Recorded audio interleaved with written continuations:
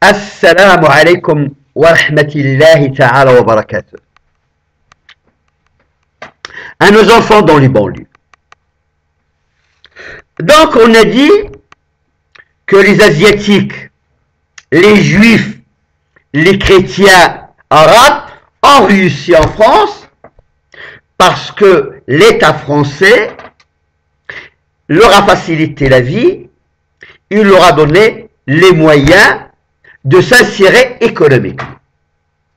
Donc maintenant, nous, les musulmans, qu'ils sont le blocage. Pourquoi? Il y a des blocages.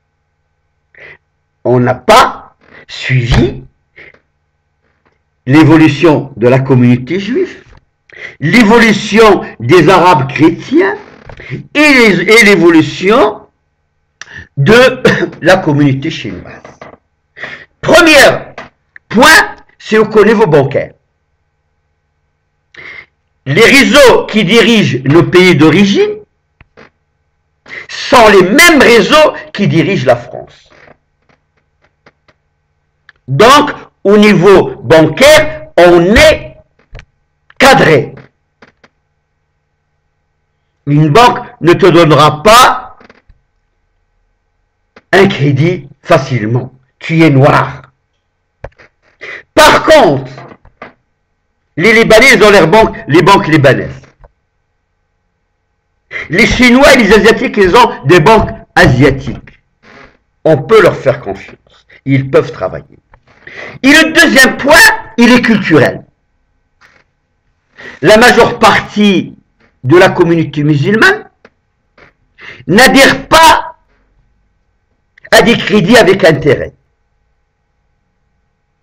Sont bloqués parce que lorsque on va demander un crédit, on doit payer les intérêts. Et dans la religion musulmane, c'est interdit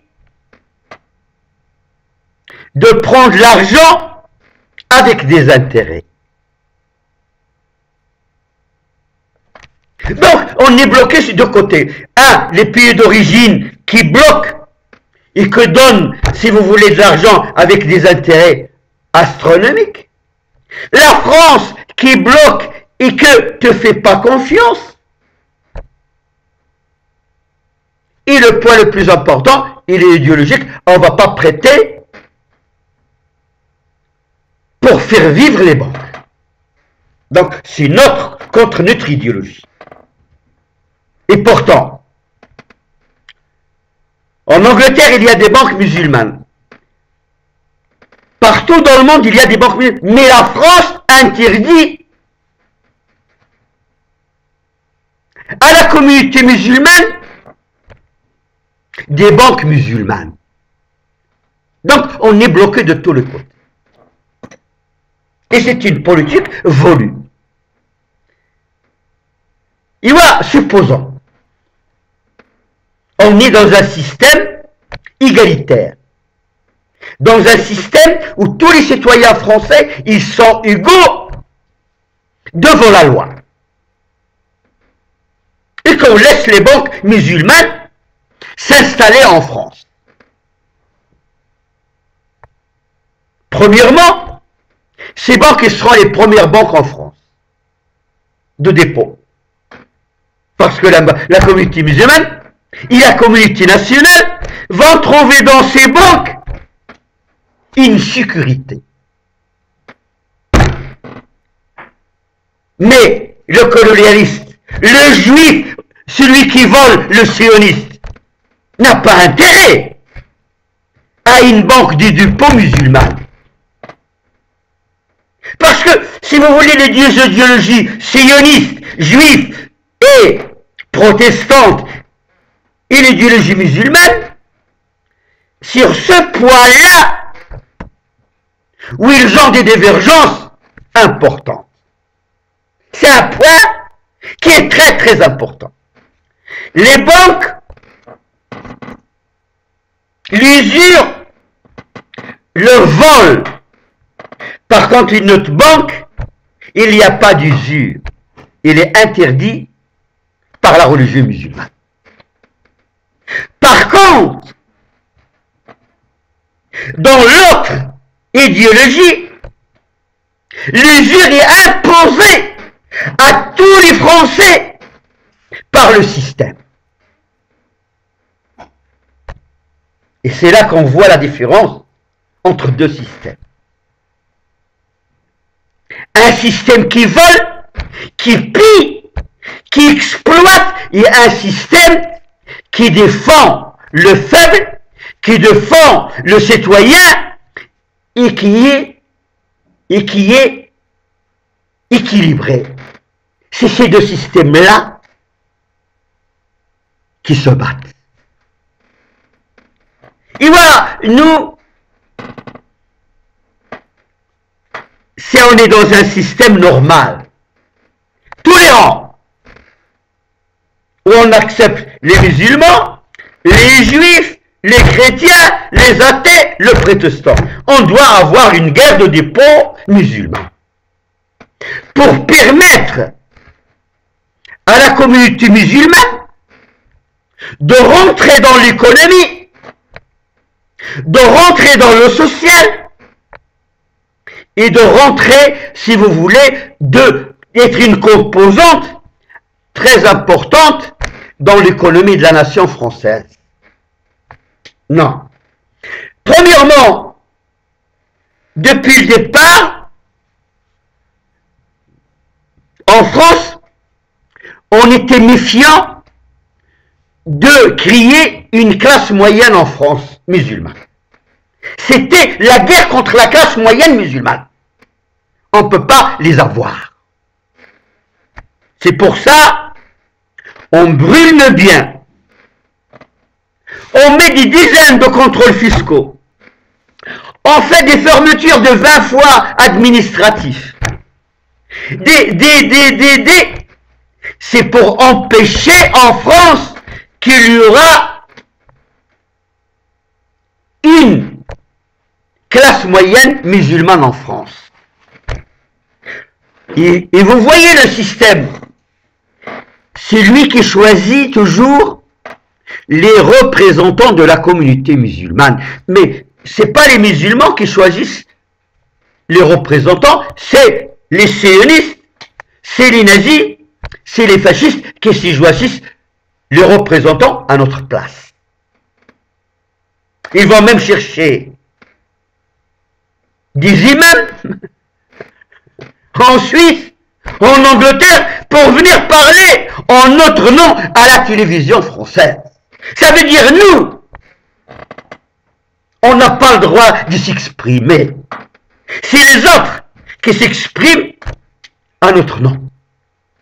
Et voilà, je me rappelle, je reviens toujours 40 ans en arrière. Il y avait un préfet ou un directeur de cabinet des préfets de Haute-Seine qui s'appelle M. L'Arfaoui, qui était d'origine algérienne. Et qui avait des associations dans les différentes préfectures pour l'insertion ou le contrôle des travailleurs immigrés. Et souvent, lorsque je regarde le tableau de l'association, je vois que le président il est égyptien, que le conseil d'administration en majorité des Libanais, et en réalité, dans les Hauts-de-Seine, la communauté la plus importante, c'est la communauté algérienne, et après c'est la communauté marocaine. Et dans le conseil d'administration d'une association issue de l'immigration des Hauts-de-Seine, il n'y a aucun immigré algérien né marocain.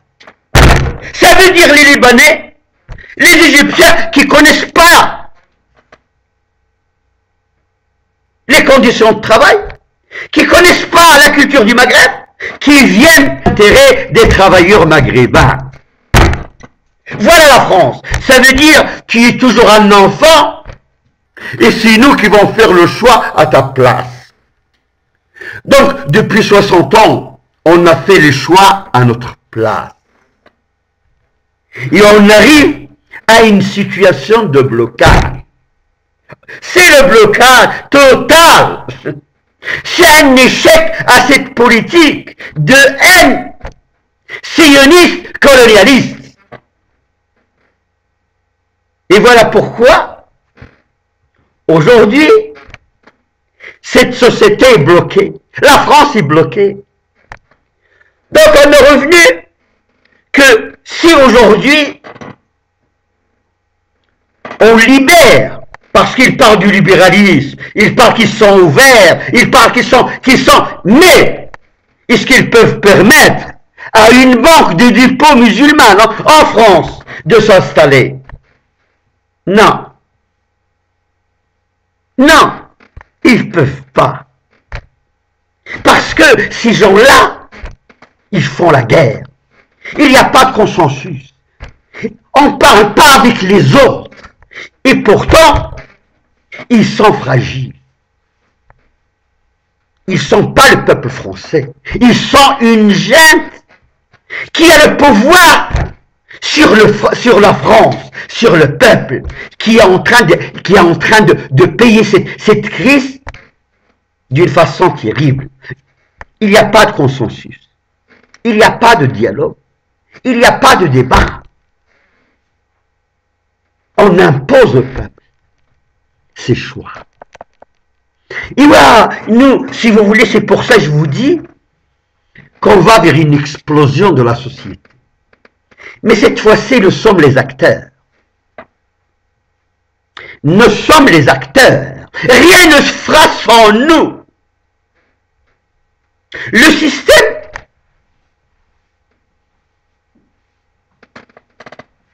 va laisser la situation pourrir. Mais l'explosion, il va être tellement fort qu'il y aura